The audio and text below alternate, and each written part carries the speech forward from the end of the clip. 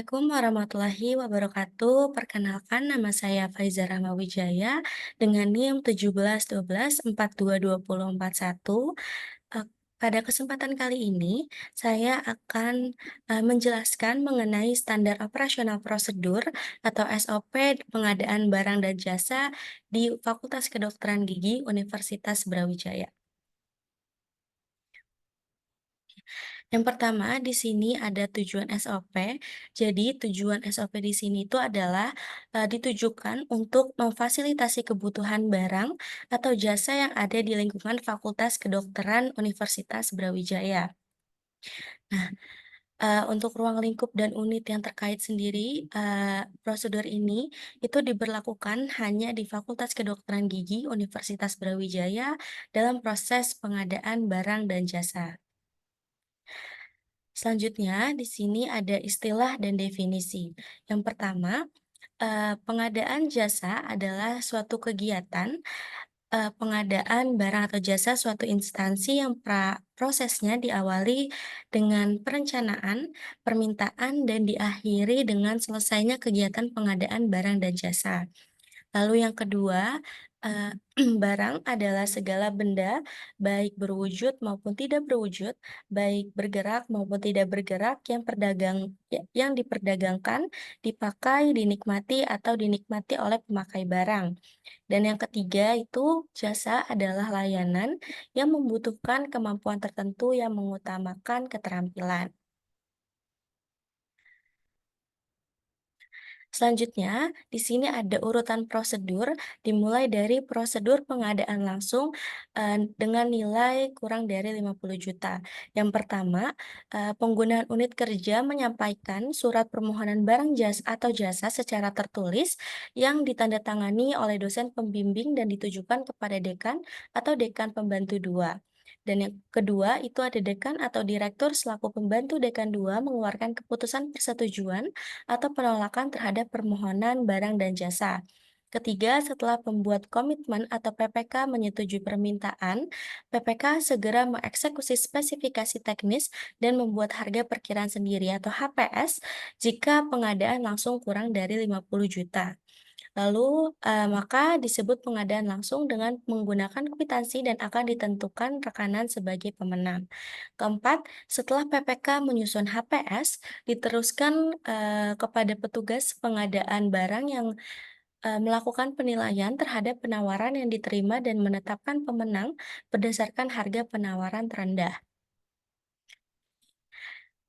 Yang kelima, itu ada penyedia barang atau jasa sebagai mitra pemenang harus melaksanakan pengerjaan barang atau jasa tepat waktu dan melengkapi izin perdagangan yang sah, serta menandatangani rincian kwitansi dan rincian nota, serta melengkapi surat izin usaha perdagangan atau CUP yang masih berlaku. Keenam, itu barang atau jasa yang diselesaikan oleh penyedia atau barang jasa diperiksa, oleh panitia penerima atau pemeriksaan barang atau jasa sesuai dengan kontrak. Lalu dalam hal ini, panitia penerimaan atau pemeriksaan barang atau jasa juga berwenang untuk membuat berita acara pemeriksaan pekerjaan barang dan jasa. Ketujuh, setelah barang atau jasa itu diperiksa oleh panitia, penerimaan atau pemeriksaan barang, jasa, PPK, dan penyedia menyepakati protokol penyerahan barang jasa dan dasar pembayaran 100% atas pembayaran kontrak penyedia barang jasa yang dilaksanakan oleh PPK. Dan, yang terakhir, jika seluruh prosedur sudah terpenuhi, maka barang atau jasa bisa segera didistribusikan kepada user oleh bagian umum dan perlengkapan. Oke, prosedur yang kedua itu adalah prosedur pengadaan langsung nilai, eee, lebih dari 50 juta sampai 200 juta. Nah, yang pertama itu ada penggunaan unit kerja, mengajukan surat permohonan barang atau jasa secara tertulis yang ditandatangani dan ditujukan kepada dekan atau wakil dekan bidang umum dan keuangan. Yang kedua, pimpinan selaku dekan atau wakil dekan bidang umum dan keuangan memberikan disposisi, persetujuan atau ketidaksetujuan terkait dengan permintaan barang dan jasanya tersebut. Dan yang ketiga itu adalah setelah pejabat pembuat komitmen atau PPK itu menyetujui permintaan tersebut, maka PPK akan segera melaksanakan spesifikasi teknis dan menetapkan harga perkiraan, sendiri atau HPS jika pengadaan langsung, bernilai 50 juta sampai 200 juta. Inilah yang disebut dengan pengadaan langsung dengan surat perintah kerja atau SPK dan rekanan dipilih sebagai pemenang dan berkas SPK ditandatangani. Yang keempat, itu proses pasca pembuatan HPS akan dilanjutkan kepada pejabat pengadaan barang untuk melakukan proses komunikasi dengan PPK untuk melakukan pengumuman mengenai pengadaan barang dan jasa. Setelah mereka mengumumkan pengadaan barang, maka PPK akan menentukan pemenang berdasarkan harga penawaran terendah yang selanjutnya diteruskan ke Dinas Pengadaan Barang atau Jasa untuk mengevaluasi dokumen penawaran pemenang.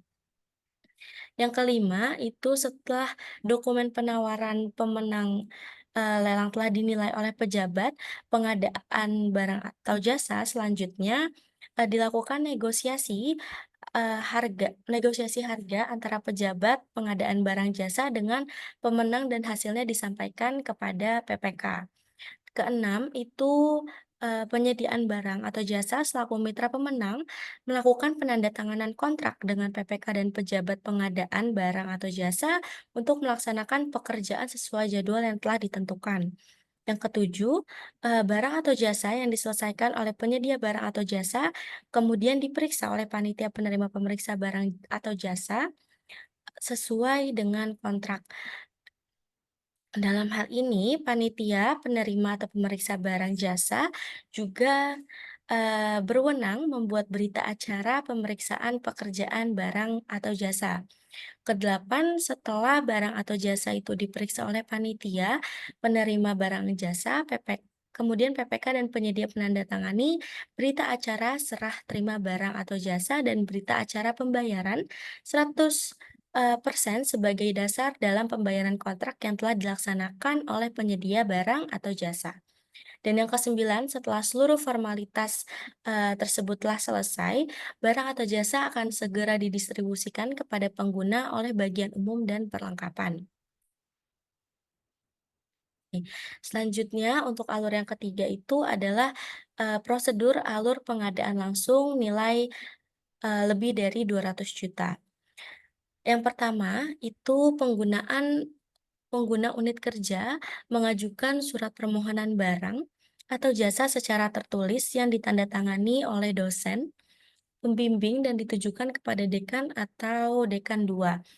Lalu yang kedua, penanggung jawab berupa dekan atau dekan 2 mengeluarkan keputusan, menyetujui atau menolak permintaan barang dan jasa. Lalu setelah pejabat pembuat komitmen atau PPK, menyetujui permohonan tersebut, PPK akan segera melaksanakan spesifikasi teknis dan membuat harga perkiraan sendiri atau HPS. Lalu jika jumlah yang terkumpul melebihi 200 juta rupiah, maka akan digunakan oleh lelang. Keempat, setelah HPS dibuat, prosesnya itu dilanjutkan ke Departemen Layanan Pengadaan atau ULP Universitas Brawijaya yang akan melaksanakan proses pengadaan melalui lelang. Nah, tanggung jawab ULP itu antara lain menyiapkan dan mengunggah pemberitahuan ke LPSEUB, melaksanakan permohonan, melakukan evaluasi terhadap penawaran yang diterima, menentukan dan mengumumkan pemenang lelang, serta menanggapi keberatan yang diterima.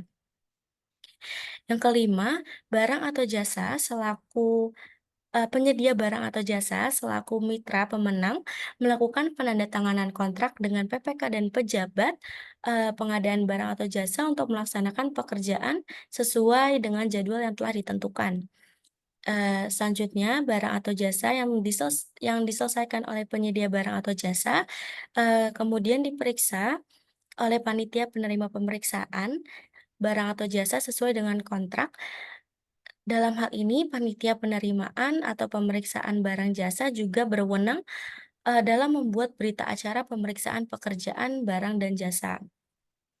Yang ketujuh itu setelah barang atau jasa telah diperiksa oleh panitia penerima atau pemeriksaan barang jasa, maka PPK dan penyedia menyepakati protokol penyerahan barang atau jasa dan dasar pembayaran 100% atas pembayaran kontrak penyedia barang atau jasa yang dilaksanakan oleh PPK. Dan yang terakhir, setelah seluruh prosedur telah selesai, maka barang atau jasa itu akan segera didistribusikan kepada pengguna oleh bagian umum dan perlengkapan.